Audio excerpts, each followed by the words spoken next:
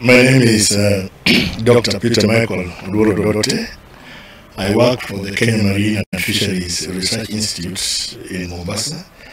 The Kenya Marine and Fisheries Research Institute, abbreviated Kmfri, is a national research organization, and one of the areas we cover is community projects as much as possible, so that our research is not lofty but serves the people on the ground. Right now we have a project under the acronym is called Eco-Food.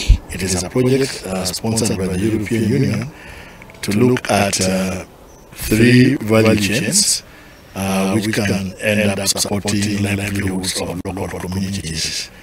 The first value chain is the fish, where we are intending to produce catfish and tilapia, not in the traditional open pond system which has always been used, but in a system which is called a recirculation aquaculture system, where we tend to use less water and circulate that water and filter it and just replace a bit of it and keep growing the fish. Such a system, of course, requires a bit of intensive oxygen presence and so on, which will help the condition factor of the fish. JQuad, ESIPE, FSPCA, Peche Foods, which is working with spirulina. Each institution is bringing a unique expertise.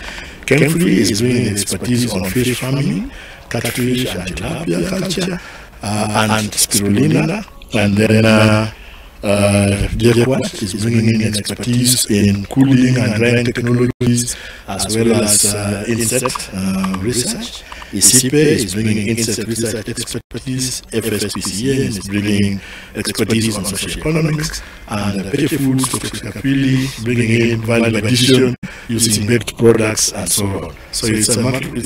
That is the Kenyan component. Then the other institutions outside Kenya are also going to contribute their own expertise into the Eco Hub. My name is Kababu Margaret. I work with ESIPE. ESIPE is the International Center for Insect Physiology and Ecology. We are a center of excellence in insect science, basically involved in doing research in insects. One of the things that we do, we have been involved in working with insects that can be used for food and feed. So there are different categories of insects that can be used for that purpose. And we've trained various farmers and we've trained various partners to produce these insects, and they're using it as a source of livelihood and also in businesses.